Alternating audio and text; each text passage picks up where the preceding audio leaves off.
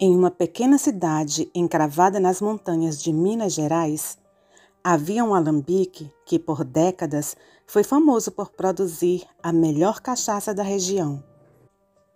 O lugar batizado de Alambique Eclipse Lunar era assim chamado por causa de uma antiga lenda que envolvia eclipses e o surgimento de criaturas sobrenaturais. Muitos moradores locais evitavam o lugar, especialmente nas noites de lua cheia, quando diziam que o mal rondava aquelas terras. Joaquim, um trabalhador rural simples, era conhecido por sua coragem e ceticismo em relação às lendas locais. Ele havia trabalhado no alambique por mais de 20 anos, nunca acreditando nas histórias de lobisomens e aparições que os mais velhos contavam. Para ele, tudo não passava de bobagens. Em uma noite de eclipse lunar, Joaquim foi chamado para resolver um problema no alambique. Uma das engrenagens dos destiladores havia travado e o dono do lugar precisava que tudo estivesse funcionando perfeitamente para a próxima produção. E mesmo sabendo que era uma noite especial, Joaquim não hesitou em aceitar o serviço. Ao chegar ao alambique, a lua cheia já estava alta no céu, parcialmente encoberta pela sombra da terra. O eclipse começava a transformar a noite em um cenário de cores vermelhas e sombrias. Joaquim entrou no alambique, pegando suas ferramentas, e foi direto ao problema. O som dos destiladores trabalhando era o único ruído que quebrava o silêncio na noite. Enquanto trabalhava, ele começou a ouvir ruídos estranhos. No início pensou que fossem ratos ou algum outro animal pequeno, mas os sons ficaram mais altos, como se algo grande estivesse se movendo nas sombras. Joaquim, embora cético, sentiu um calafrio. Foi então que o uivo ecoou pela noite, fazendo o coração de Joaquim saltar. Ele parou o que estava fazendo e olhou ao redor, tentando enxergar através da penumbra. O som vinha de fora, do lado oposto ao alambique. Decidido a acabar com o que achava ser um lobo, Joaquim pegou uma faca que sempre carregava e saiu para investigar. Lá fora o eclipse estava em seu auge, a lua tingida de um vermelho profundo. A paisagem ao redor do alambique parecia diferente, quase irreal. As sombras pareciam mais densas, como se algo se escondesse nelas. De repente, ele viu algo se movendo rapidamente entre as árvores. Era grande, muito maior do que um lobo.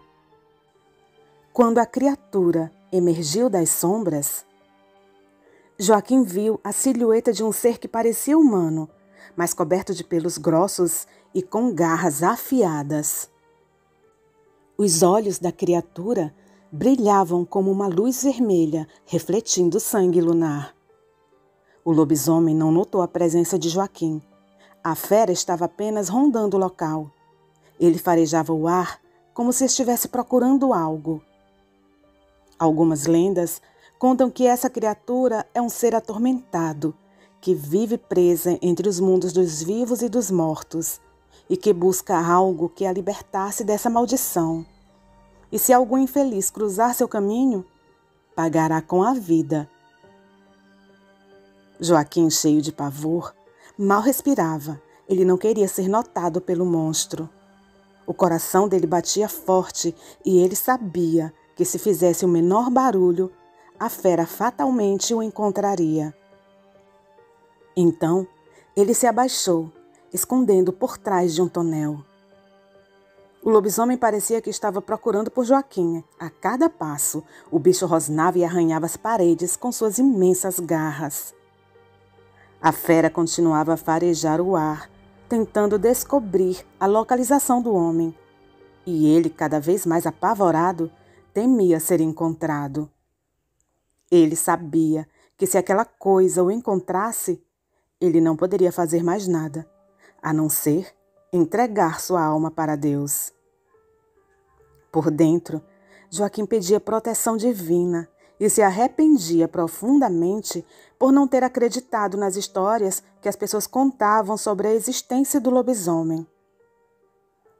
A fera, rondando o local, farejava e rosnava, tentando encontrar o foco daquele cheiro que ele havia percebido ao chegar ali. Joaquim, por outro lado, buscava uma forma de não ser visto pela fera. No entanto, a única forma que ele imaginou seria a de entrar em um daqueles tonéis de destilação e torcer para que o seu cheiro se confundisse com o cheiro adocicado que o lugar exalava, por conta da fermentação do caldo de cana. E foi isso que discretamente e silenciosamente ele fez. O lobisomem inquieto lentamente vasculhava o alambique. A fera realmente estava com sede de sangue e queria, a qualquer custo, encontrar sua vítima.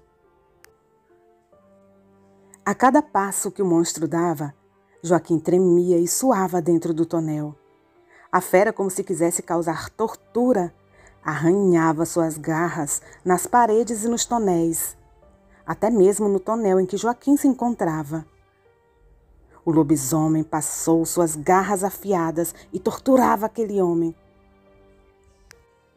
Depois de longos minutos agindo assim, a criatura desistiu de sua procura e aos poucos foi se afastando. Alguns minutos depois, fora do alambique, porém dentro do terreno, o lobisomem parou. Novamente cheirou o ar e depois de um terrível uivo, como se estivesse com raiva, a fera correu e desapareceu na escuridão. Joaquim resolveu não sair dali até que os primeiros raios de sol surgissem, pois ele não queria ser surpreendido pelo possível retorno daquele terrível monstro, que a noite anterior ele imaginou ser apenas uma lenda. Aproveitando a oportunidade, Joaquim se levantou e correu de volta para dentro do alambique. Ele trancou a porta e se jogou contra ela, ouvindo os gritos e uivos do lado de fora. O lobisomem tentou forçar a entrada, mas logo seus sons de fúria foram substituídos por um silêncio mortal. Quando Joaquim finalmente teve coragem de abrir a porta, encontrou o lobisomem caído no chão, o corpo retorcido e coberto de queimaduras grotescas. A criatura parecia estar se desintegrando, como se a cachaça estivesse destruindo não apenas sua carne, mas também sua essência maligna. Na manhã seguinte, quando o eclipse havia terminado e a luz do sol começou a banhar o alambique, o corpo do lobisomem havia desaparecido. No lugar onde ele caiu, restava apenas uma poça escura, onde o cheiro da cachaça ainda era forte. As marcas de garras no chão e nas paredes eram o único vestígio de que algo sobrenatural havia acontecido ali. A partir daquele dia, o alambique eclipse lunar nunca mais foi o mesmo. As pessoas começaram a evitá-lo, mesmo durante o dia. Dizem que nas noites de eclipse lunar ainda é possível ouvir os uivos da criatura ecoando pelas montanhas em busca de vingança. E o nome de Joaquim passou a ser sussurrado como o homem que enfrentou o lobisomem, mas que desde aquela noite nunca mais foi visto na cidade. Boa noite. Os nossos agradecimentos especiais ao Joseph por ter enviado mais esta história. E o nosso obrigada a todos os nossos inscritos. Deixe seu comentário, compartilhe o vídeo e até a próxima história.